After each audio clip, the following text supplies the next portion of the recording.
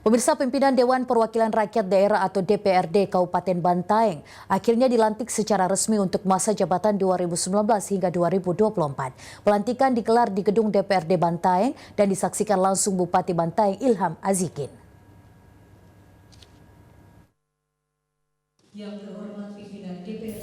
Pimpinan definitif DPRD Kabupaten Bantaeng resmi dilantik pada Jumat pagi.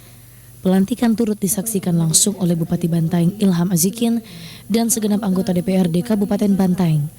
3 pimpinan yang dilantik yakni Hamsyah Ahmad dari Partai Persatuan Pembangunan P3 sebagai Ketua DPRD, H. Irianto dari Partai Amanat Nasional PAN sebagai Wakil Ketua 1, dan Muhammad Ridwan dari Partai Keadilan Sejahtera PKS sebagai Wakil Ketua 2. Ketiganya diambil sumpahnya dan dipandu langsung oleh Ketua Pengadilan Negeri Bantaeng, Ujang Irfan Hadiana.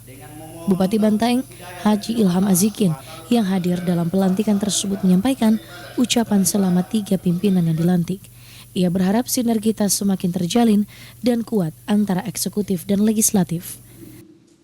Kita berharap bahwa momentum ini menjadi momentum strategis agar kedepannya apa yang sudah terjalin, apa yang sudah terbangun, khususnya dalam konteks sinergitas, kolaborasi, kebersamaan dalam merumuskan, menetapkan, dan mengawasi kebijakan-kebijakan yang muaranya untuk kepentingan masyarakat itu bisa berjalan dengan sesuai dengan apa yang kita harapkan.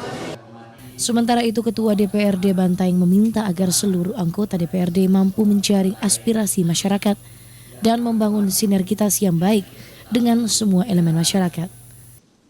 Tentunya sebelumnya itu banyak persiapan dilakukan oleh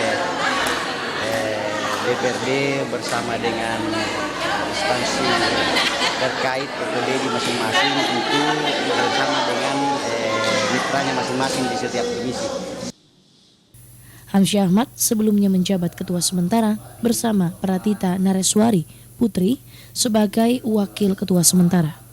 Pelantikan pimpinan definitif DPRD Bantaeng turut dihadiri para pimpinan unsur Forkopimda dan Kepala OPD Lingkup Pemkab Bantaeng.